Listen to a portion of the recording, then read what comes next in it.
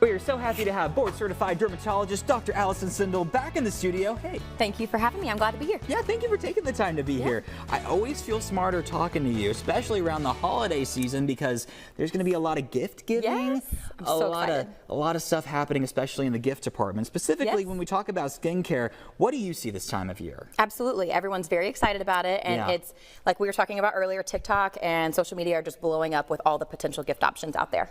So is expensive skincare the way to go for this, or? No, you do not have to have expensive products to have them work. So, I mean, we're talking $15 to $20 range for a good cleanser or moisturizer, maybe $30 to $40 range for a good active, and you will get great benefit without spending $300 to $400. So, what exactly should we be looking for price range wise? Yes, absolutely. So again, cleansers or moisturizers, most are in kind of the $15 or $20. Vitamin C's, retinol, some different acids and things like that, maybe closer to $30 to $40, but that's a really good price range for me.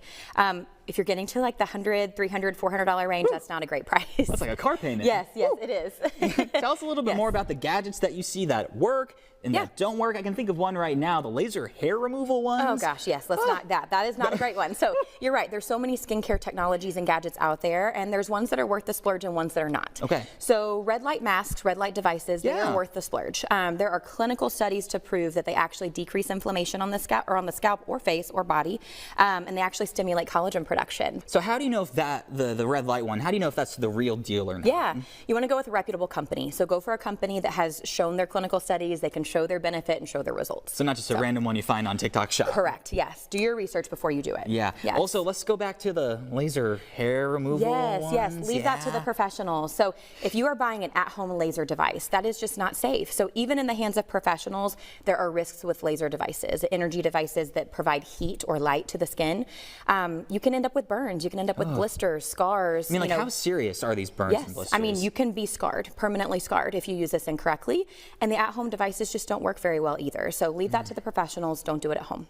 And what does that look like? I mean, having that conversation with a healthcare professional on wanting to get this done. Is it as easy as just calling them up? It is. Call us, tell us you want to schedule for laser hair removal. We bring you in and talk about it, and we can do it same day if you want to. And another thing too that we want to talk about, the micro needling at home kit. Yes. What on earth is this? Also something to leave to the professionals. Okay. So the premise of micro needling is using small needles to make micro injuries on the skin and stimulate collagen production. So as you can imagine, if you're doing that at home, you're not getting to the level that you actually need to stimulate collagen production. You're also not using it in a sterile fashion. So you risk scarring your skin, you risk damaging your skin barrier, and you risk getting infection. So leave that to us in the clinic. Yeah, I'm just kind of, don't like that at all. Yes. Is there one specific product that you do recommend for folks? I mean, let's say somebody with teenagers. Sure. Obviously, teenagers are big in the skincare game at this time of life. Tell us a little bit about what you would recommend for them. Absolutely. So the basics for a teenage skincare routine are a cleanser, a moisturizer, and a sunscreen. If you struggle with acne, adding in a retinol product or a salicylic acid product would be great, but in general, getting into good healthy habits of cleansing your skin, hydrating your skin barrier, and protecting it, that will set you up for success in the future. And what to avoid for the teenagers, the anti-aging? Correct. Yeah. You don't need super harsh actives. You don't need to be buying really strong alpha hydroxy acids, we call AHAs.